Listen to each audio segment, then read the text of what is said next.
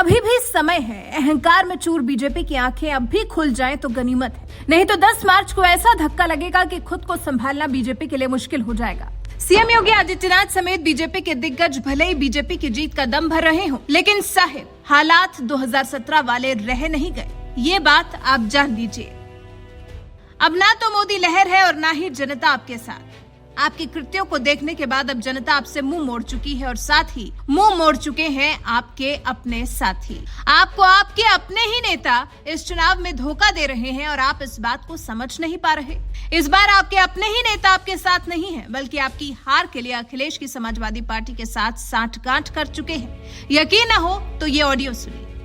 पढ़े लिखे बुद्धिजीवी है प्रमुख जी, और आपसे बुद्धिजीवी हम नहीं समझते थे। लोगों के बीच में कहा करते थे बुलंद थे जरूर, मगर राम किंकर के आधे भर रही है बुद्धिजीवी।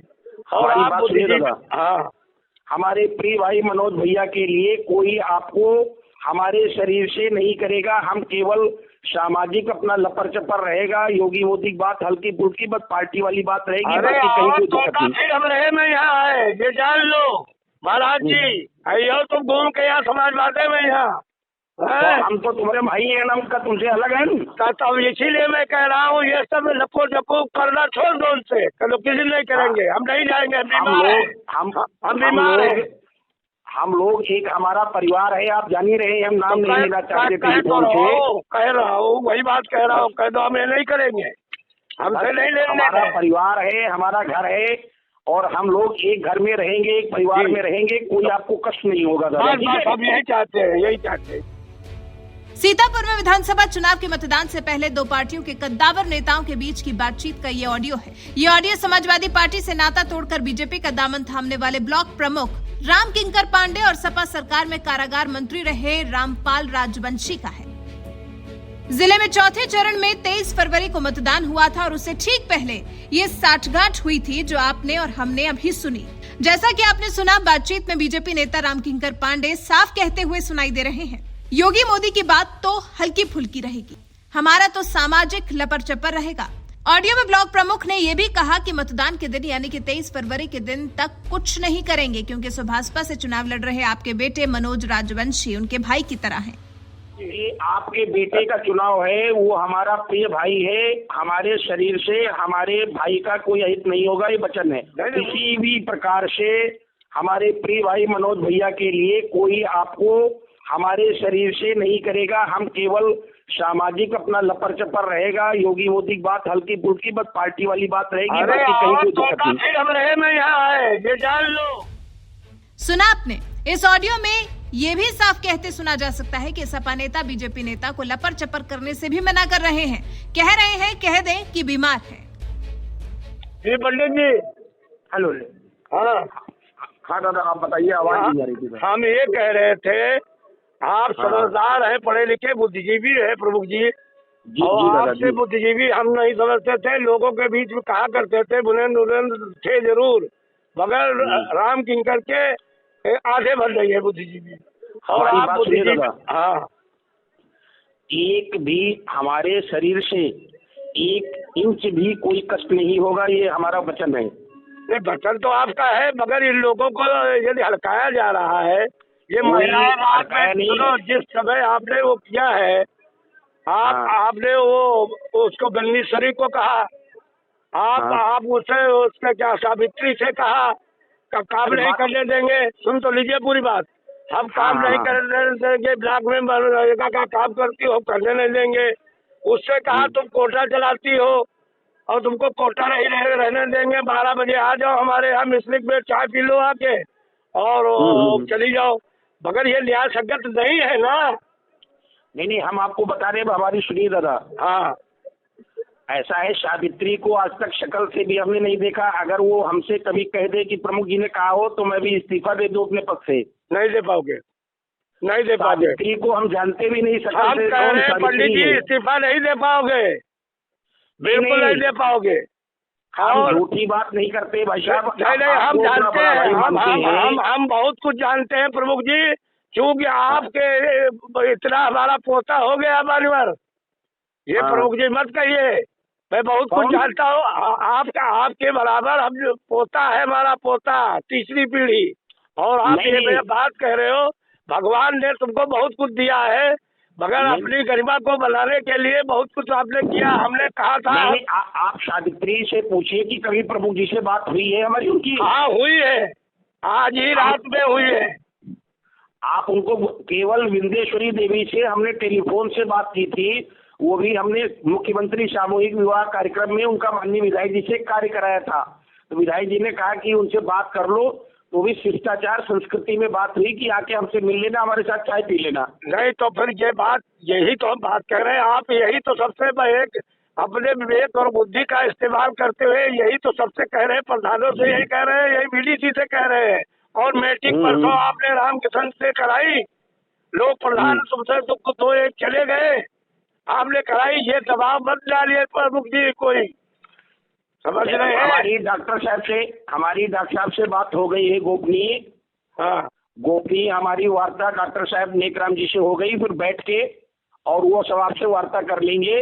हाँ। और किसी भी प्रकार से हमारे शरीर से कोई आपका हित नहीं होगा। बस हित नहीं होना चाहिए, बता रहा हूँ, मगर हम जानते सब कुछ है पंडित जी। आपके बेटे का चुनाव है, वो हमारा प्रिय भाई है, हमारे शरीर से हमारे भाई का कोई हित नहीं होगा, ये वचन है। नहीं वो ठीक है, मगर आपका वहाँ से झगड़ा हुआ, वो उसका क्या नाम, तुम्हारे गांव से हम सालों का ठाकुरों का साथ नहीं दिया।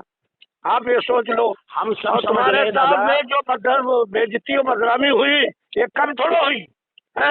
और ठाकुर लोगों का हाथ भी हमारे दरवाजे नहीं आते हैं, बड़े फाटक वाले। नहीं, वो अपना देखिए, वो पैतृक गांव का मामला है।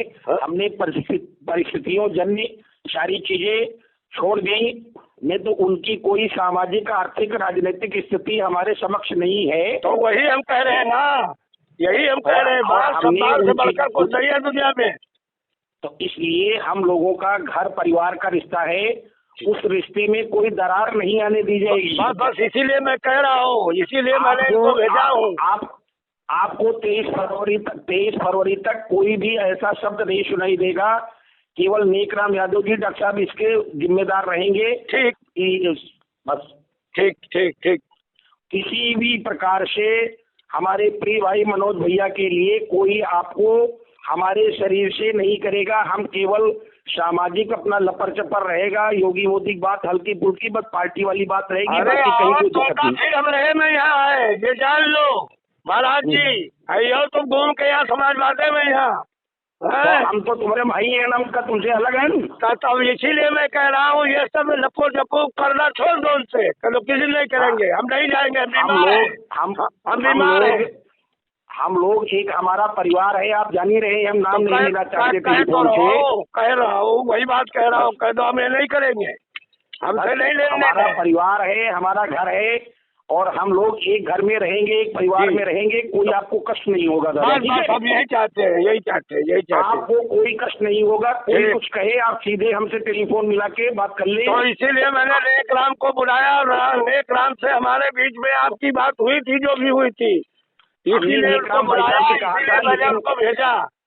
हमने कहा जाइए, आप निश्चिंत रहिए, 23 फरवरी तक कुछ भी कहीं तकलीफ नहीं होगी, और ईश्वर करेगा सब विजय श्री अपने परिवार में आएगी। ये ईश्वर की प्रार्थना हमारी है, ब्राह्मणों का। जी। हमारे परिवार का, माता पिता का, घर परिवार का हम लोगों का संबंध रहा है। जी। और जो संबंधों में दरार और जो चीजें आ गई थी, वो आपने हमारी ब्लॉक प्रमुख चुनाव में बता के आंखें खोल दी थी। तो हम तो बताए थे, हमारे पास हमारे घर के परिवार के सब लोग आए थे। निर्भीकता से आपने बताई कि आपके घर के लोगों की आपके लिए क्या सोच है, और सब आपने हमें हृदय से बताया। उस समय में मुझे बड़ा अच्छा लगा, और किसी भी प्रकार से कोई कुछ भी कहे, अब कोई भी किसी से कोई रामकिंकर पांडे का कोई अनुरोध, कोई किस दिक्कत नहीं होगी, सब शांत रहेगा मामला। ठीक, इनका बता दो, इनका जो कुछ बता दो, ये सबको कह ले, तुम मिलो चाहे ना मिलो। ये बात इतने तक ही सीमित नहीं रही है। सपा नेता ने बीजेपी नेता को उनके कार्यकर्ताओं द्वारा परेशान करने के लिए भी सुनाई है। साथ ही बीजेपी नेता जो कि महिलाओं को चाय पीने बुला रहे हैं, इसके लिए भी लताड़ा है। हालांकि बीजेपी नेता इस पर सफाई देते नजर आ रहे हैं। वो कह रहे हैं कि उनको कोई दिक्कत नहीं आएगी। आप उससे क्या सावित्री से कहा काम नहीं करने देंगे। सुन तो लीजिए पूरी बात। हम काम नहीं करने देंगे, ब्लॉक में मनरेगा का काम करती हो करने नहीं देंगे। उससे कहा तुम कोटा चलाती हो और तुमको कोटा नहीं रहने देंगे। 12 बजे आ जाओ हमारे यहाँ मिस्लिक में चाय पी लो आके और चली जाओ। मगर ये न्याय संगत नहीं है ना। नहीं, हम आपको बता रहे हैं हमारी सुनिए दादा। हाँ, ऐसा है, सावित्री को आज तक शक्ल से भी हमने नहीं देखा। अगर वो हमसे कभी कह दे कि प्रमुख जी ने कहा हो तो मैं भी इस्तीफा दे दूं अपने पद से, नहीं दे पाओगे, नहीं दे पाओगे। सावित्री को हम जानते भी नहीं शक्ल हम से। कह रहे हैं पंडित जी इस्तीफा नहीं दे पाओगे, बिल्कुल नहीं दे पाओगे। हम झूठी बात नहीं करते भाई साहब। नहीं, हम जानते हैं, हम बहुत कुछ जानते हैं प्रमुख जी। क्योंकि आपके इतना हमारा पोता हो गया मान्यवर, ये प्रमुख जी मत कहिए। मैं बहुत कुछ जानता हूँ। आपके बराबर हम पोता है, हमारा पोता, तीसरी पीढ़ी।